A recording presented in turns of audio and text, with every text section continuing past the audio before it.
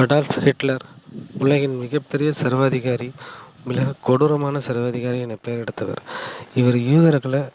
இவருக்கு பிடிக்கல. என்ன காரணம் அப்படிங்கிறத நம்ம இந்த வீடியோவில் பார்க்க போகிறோம். அடால்ஃப் ஹிட்லர் தன்னுடைய வாழ்க்கையை ஆரம்பிக்கும் போது பெரிய அரசியல் ஆளுமையோ இல்லை அரசியல் வம்சத்துலேயோ இல்லை அவருக்கு பெரிய அரசியல் ஆர்வமோ எதுவுமே கிடையாது, விருப்பமும் கிடையாது. அப்படி இருக்கிற அவர் தன்னோட வாழ்க்கையை ஒரு ஓவியராக தான் ஆரம்பித்தார். அப்புறம் எப்படி அரசியலுக்கு வந்தார் அவர்? அடால்ஃப் ஹிட்லர் சின்ன வயசுல யூதர்களால் பல பிரச்சனைகளுக்கு ஆளாயிருக்காரு. அதனால் அவர் யூதர்களை அடியோட வெறுத்தார். அவர்களை எப்படியாவது நாட்டை விட்டு வெளியே அனுப்பணும் அப்படிங்கிற ஒரு முடிவுக்கு வராரு. அதுக்கப்புறம் அந்த சின்ன வயசுலேயே ஜெர்மனிக்காக முதலாம் உலகப் போரில் ஒரு இராணுவ வீரராக சேர்ந்திருக்காரு. எப்படி ஒரு ஓவியராக இருந்தார் எப்படி நீங்கள் கேட்கலாம். ஆனால் ஒரு போர்னு வரும்போது வீரர்கள் பற்றாக்குறை, கொத்தா எல்லாம் சாவுறாங்க, நிறைய பேர் இறக்குறாங்க. அப்படிங்கும்போது அவர் வீரர்கள் பற்றாக்குறை கண்டிப்பாக ஏற்படும். அந்த ஒரு காரணத்தினால எந்த வேலை இருந்தாலும் யாராக இருந்தாலும் சரி, நீங்கள் போருக்கு வாங்க அப்படின்னு சொல்லி கவர்மெண்ட் அழைக்கும் போது அவங்க மக்கள் போருக்கு போகலாம். இந்த சமயத்தில் தான் ஹிட்லர் ஏற்கனவே யூதர்களை பிடிக்காம இருந்தார்.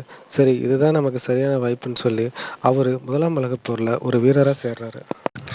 சுமார் 4 வருடங்கள் தொடர்ந்து நடைபெற்ற இந்த முதலாம் உலகப் போரில் ஹிட்லரோட படை தோத்துருச்சுன்னு சொல்லலாம். ஆக்சுவலாக ஹிட்லர் அந்த இதில் ஒரு வீரராக தான் இருந்தார். அவரோட தரப்பு தோத்துருச்சு.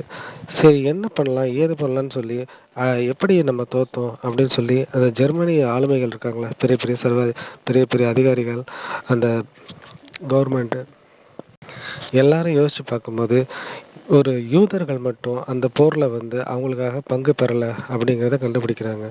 ஒருத்தர் 2 பேர் இல்லைங்க, சுமார் 30-40 லட்சம் யூதர்கள் அந்த போரில் பங்கே பெறலை அப்படிங்கிறத ஒரு ஆச்சரியம். ஏற்கனவே ஹிட்லருக்கு யூதர்கள் மேலே செம காண்டு, செம கோவம்.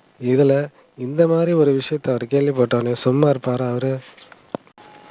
அப்போ அவர் என்ன நினைக்கிறாரு, யூதர்கள் இனிமேல் வெளியே அனுப்புறது மட்டும் இல்லை, எவனையும் உயிரோட விடக்கூடாது அப்படின்னு சொல்லி ரொம்ப ஒரு தீர்க்கமான ஒரு முடிவு எடுக்கிறாரு. அது வரைக்கும் ஒரு சாதாரண வீரராக இருந்த ஹிட்லர் தேசிய ஜனநாயக கட்சி அப்படிங்கிற ஒரு கட்சியில் ஹிட்லர் இணையிறாரு. இணைஞ்சது மட்டும் இல்லாமல் ஒவ்வொரு மேடை போட்டு எல்லா இடத்துலையும் யூதர்கள் தான் நம்மளோட அழிவுக்கு காரணம், நம்மளோட நாட்டோட பொருளாதார வீழ்ச்சிக்கு காரணம், அவங்க நம்ம கூட இருந்தால் நம்ம வாழ்க்கை செழிக்காது, அவங்கள எப்படியாவது இந்த நாட்டை விட்டியே விரட்டி ஆகணும்னு சொல்லி மேடைக்கு மேடை ஊருக்கு ஊர் போய் யூதர்களை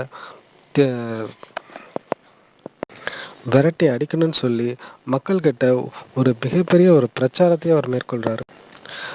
மக்களும் சரி, இவர் தான் நமக்கு சரியான தலைவர், நம்ம நாட்டு மக்கள் நல்லா இருக்கணும் அப்படின்னு ஒரு முடிவெடுத்து இதெல்லாம் பேசிகிட்டு இருக்காரு, இனிமேல் இவர் தான் நம்ம தலைவர், இவர் கூட தான் நம்ம இருக்கணும் அப்படின்னு சொல்லி எல்லா மக்களும் அவருக்கு சப்போர்ட்டாக இருக்கிறாங்க.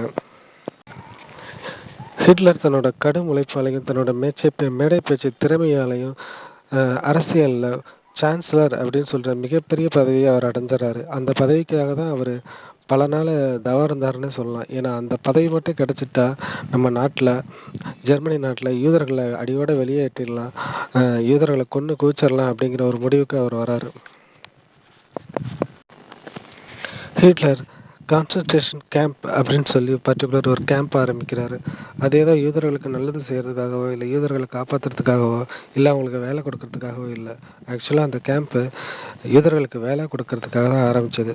ஆனால் எதுக்காக வேலை கொடுத்தாங்க? அவங்கள சாகிற வரைக்கும் வேலை வாங்கணும், இல்லைன்னா செத்தே போகணும் அப்படிங்கிறதுக்காக தான் வேலை வாங்குறது. அதுக்காக தான் இந்த கேம்பே ஆரம்பித்தாங்க. அதில் பல நாள் வேலை செஞ்ச யூதர்கள் உடம்பு முடியாமல், வேலை செய்ய முடியாமல், கை கால் வலிச்சு அதை சாகிற நிலமையில கூட பல பேர் வேலை பார்த்தாங்க. அப்படி அவங்க வேலை பார்த்தாலும் அவங்களுக்கு ஓய்வுங்கிறது கிடையாது, சாப்பாடுங்கிறது கிடையாது.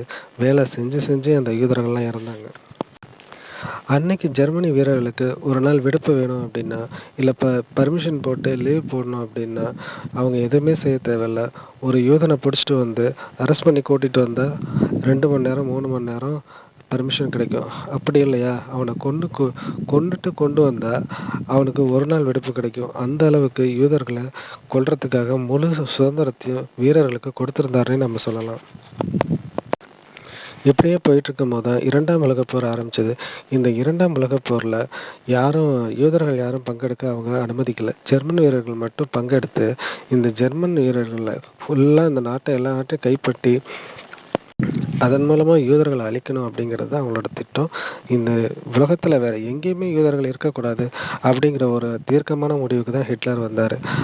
அதுல அந்த விஷயத்தினால தான் சுமாரா ஒரு 60,00,000 1,00,000 2,00,000 இல்லைங்க. ஒரு 60,00,000 யூதர்கள ஒரே இடத்துல கொன்னு கொன்னு கொன்னு குவிச்சிருக்காங்க.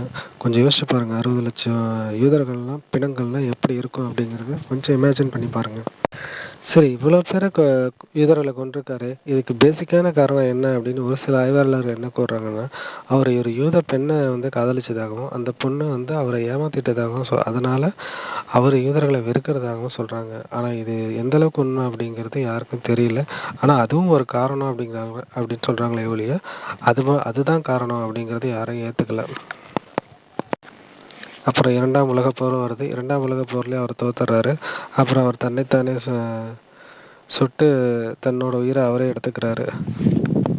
இப்படியே தான் அவருடைய வாழ்க்கை ஒரு முடிவுக்கு வருது. இது நீங்கள் என்ன நினைக்கிறீங்க அப்படிங்கிறத மறக்காமல் கமெண்ட்டில் சொல்லுங்கள். இது என்னோட செகண்ட் வீடியோ. எனக்கு ஃபுட்டேஜில் எதுவும் கிடைக்கல. ஸோ அப்படியே பேசி தான் நான் போட்டுட்ருக்கேன். ஒரு ஃபோட்டோ வச்சு அப்படியே வீடியோவாக கன்வெர்ட் பண்ணி போட்டுட்ருக்கேன். அதனால் நீங்கள் எனக்கு சப்போர்ட் பண்ணுங்கள், சப்ஸ்கிரைப் பண்ணுங்கள். தேங்க்யூ.